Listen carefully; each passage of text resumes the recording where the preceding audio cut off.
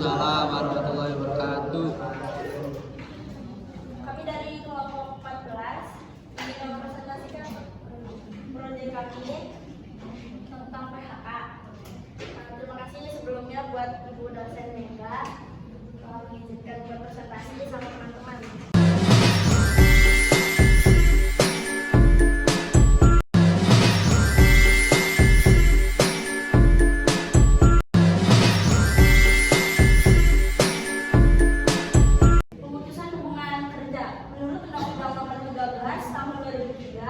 Tentang ketenagakerjaan, PHK adalah pemutusan hubungan kerja yang dikarenakan suatu hal tertentu yang melibatkan berakhirnya hak serta kewajiban antara pekerja atau buruh dan pengusaha.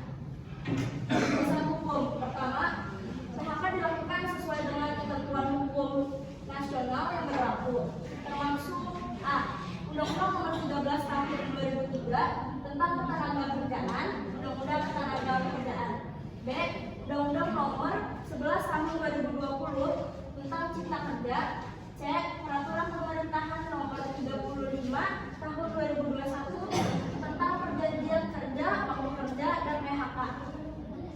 Kedua, PHK harus dilaksanakan secara adil, transparan, dan menghormati hak-hak karyawan sesuai peraturan.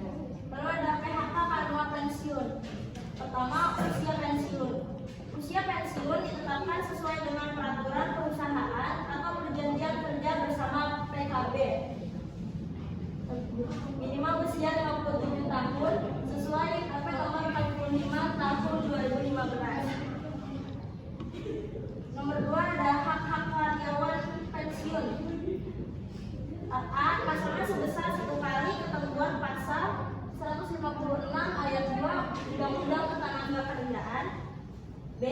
Uang penghargaan masa kerja atau UPMK berdasarkan masa kerja maksimal 10 bulan upah. C. Uang penggantian hak atau upah meliputi pertama ada sisa cuti tahunan yang belum diambil. Dua, ada biaya kegiatan jika berlaku. Ketiga, ada manfaat tambahan seperti dana pensiun jika ada atau BPJS Ketenagakerjaan.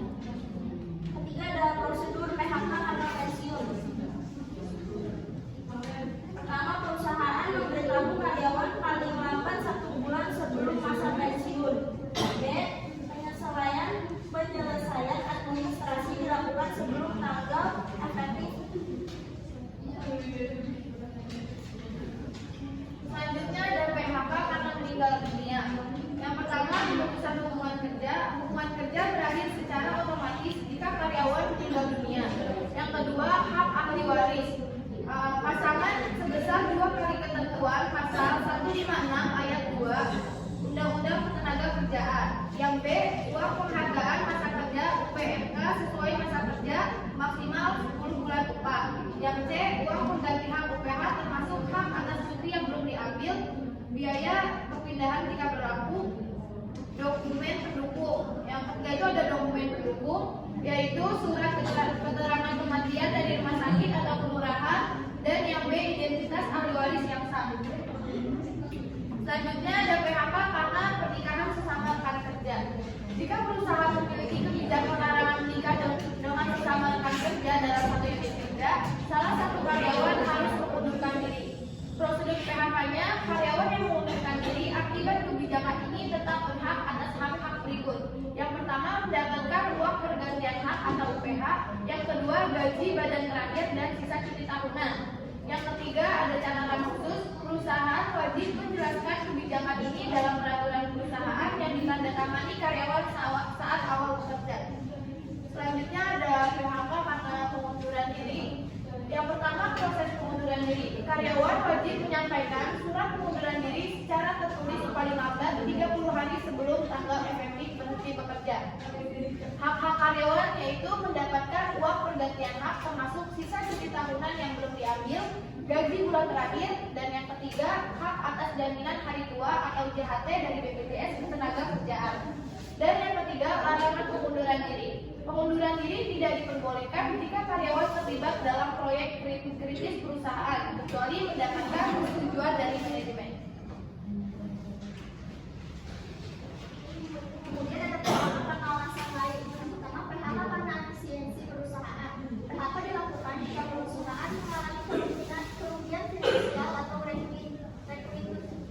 Bagi organisasi hak karyawan sangat sebesar 1 kali ketentuan pasal 156 ayat 2 UPMK dan UPH sesuai aturan. PHK dilakukan setelah pemberitahuan minimal 30 hari sebelumnya. Yang kedua, PHK karena pelanggaran disiplin dilakukan jika karyawan melakukan pelanggaran berat seperti pencurian, penipuan, atau tindakan kriminal lainnya. Kehadiran tanpa izin selama 5 hari berturut-turut tanpa keterangan yang sah. Kemudian hak karyawan tidak berhak atas pesangon jika terbukti bersalah setelah sidang dipanggil hanya menerima gaji bulan terakhir. Kemudian di perusahaan kami ada penyelesaian perselisihan terkait PHK. Yang pertama, mediasi bipartit. Perundingan bipartit adalah perundingan antara pekerja atau buruh atau serikat pekerja atau serikat buruh dengan pengusaha untuk menyelesaikan perselisihan hubungan industrial dalam suatu perusahaan yang dilakukan dengan prinsip musyawarah untuk mencapai mufakat, kekeluargaan, dan keterbukaan. Perundingan dilakukan antara perusahaan dan karyawan untuk menyelesaikan perselisihan terkait PHK. Kemudian yang kedua ada mediasi oleh pihak ketiga. Jika bipartit gagal, penyelesaian dilakukan melalui mediator dari Dinas Ketenagakerjaan. Kemudian yang ketiga, penyelesaian di pengadilan hubungan industrial atau PHI. Jika mediasi gagal,